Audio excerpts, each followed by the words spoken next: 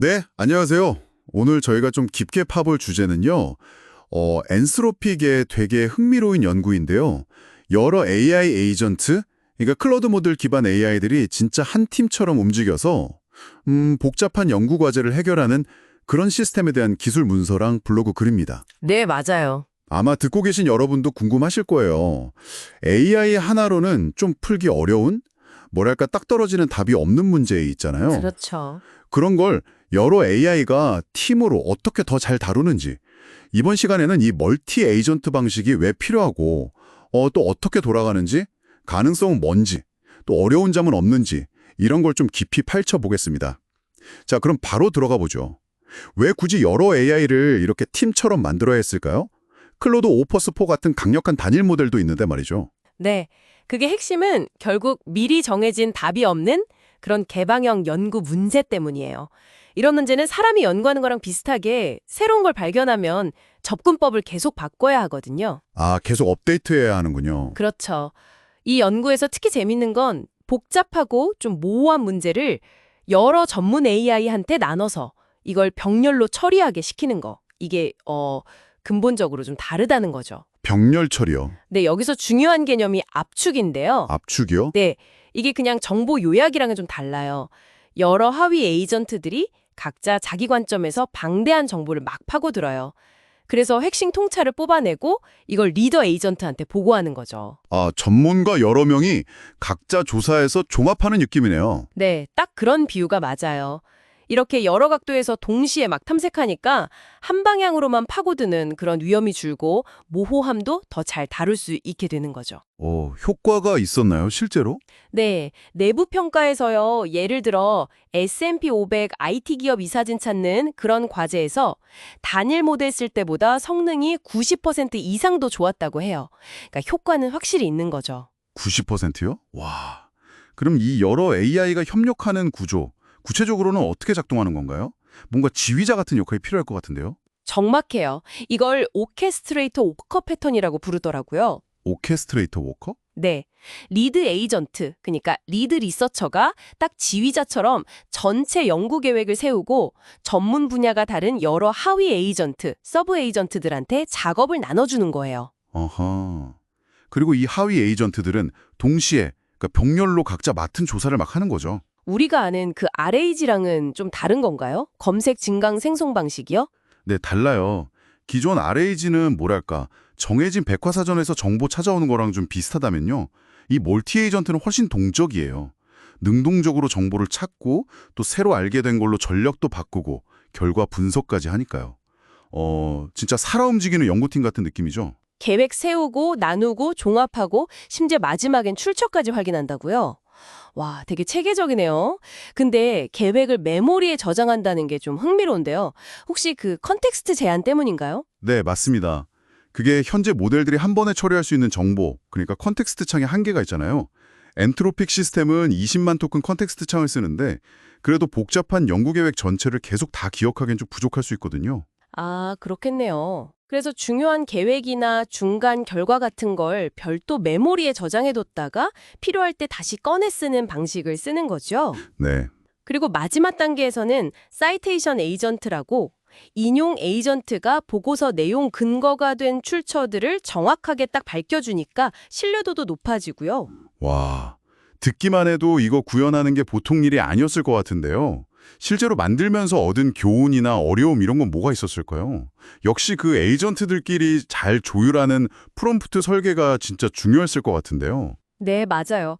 프롬프트 엔지니어링이 정말 중요했습니다. 이게 그냥 명령만 내리는 게 아니고요. 각 에이전트가 에이전트처럼 생각하도록 그리고 작업을 다른 에이전트한테 위임하는 방법 자체를 가르쳐야 했어요. 위임하는 방법까지요? 네, 목표는 뭐고 어떤 형식으로 결과를 내야 하고 어떤 도구를 써라 이런 걸 아주 구체적으로 알려줘야 하는 거죠. 그리고 에이전트가 스스로 막 생각하는 과정을 단계별로 설명하게 유도하는 거. 그걸 확장된 사고라고 하던데 그걸로 결과가 더 좋아졌고요. 심지어 에이전트가 스스로 프롬프트를 개선하도록 놔뒀더니 작업 완료 시간이 40%나 줄어드는 효과도 봤다고 하더라고요. 와, 스스로 계산한다고요? 진짜 놀랍네요. 아까 말씀하신 병렬 처리 효과도 상당했다고 들었어요. 연구 시간을 90%까지 줄였다고요. 네, 리드 에이전트가 하위 에이전트를 동시에 막 만들고 또 각 하위 에이전트도 내부적으로 웹 검색 같은 도구를 여러 개 동시에 돌리게 해서 속도를 엄청나게 높인 거죠. 몇 시간 걸릴 연구를 진짜 몇 분 만에 끝낼 수도 있게 된 거예요. 이야, 근데 이런 강력한 성능에는 좀 대가가 따를 것 같은데요? 맞아요. 비용이 문제입니다. 일반 채팅이랑 비교하면 토큰 사용량이 한 15배 정도 많다고 해요. 그래서 비용이 꽤 높죠? 15배요? 네. 그래서 현재로서는 그 비용을 감수할 만큼 진짜 가치 있는 연구 작업에 주로 쓰일 수 있겠죠. 성능이랑 비용에 영향을 주는 건 역시 토큰 사용량이 제일 크고요. 그 외에는 도구 호출 횟수나 어떤 모델을 쓰는지 이런 것들이 있어요. 성능이 좋은 만큼 이게 제대로 돌아가는지 평가하고 안정성 유지하는 것도 진짜 큰 도전이었을 것 같아요. 특히 에이전트들이 매번 좀 다른 방식으로 답을 찾을 수도 있다면서요. 그럼 평가는 더 까다로울 텐데요. 아, 정확히 보셨어요. 그 비결정적인 경로 때문에 평가가 어렵죠. 그래서 초기에는 작은 샘플로 빨리 테스트하고 나중에는 다른 AI를 평가자로 쓰는 거예요. 정확성, 완전성, 출처 품질 이런 기준으로 자동으로 점수를 매기는 거죠. 소위 LLM 평가자 기법인데요. 아, AI가 AI를 평가하는군요. 네. 물론 근데 이것만으로는 부족해서 사람이 직접 결과 보면서 예를 들면 AI가 좀 SEO 잘 된 사이트를 더 권위 있는 출처보다 좋아하는 그런 편향 같은 걸 찾아내고 고치는 작업도 같이 했죠. 그렇군요. 안정성 쪽에서는 오류 나면 그냥 처음부터 다시 하는 게 아니라 딱 오류 난 지점부터 다시 시작할 수 있게 하는 거. 그리고 전체 과정을 아주 꼼꼼하게 추적하는 모니터링 시스템.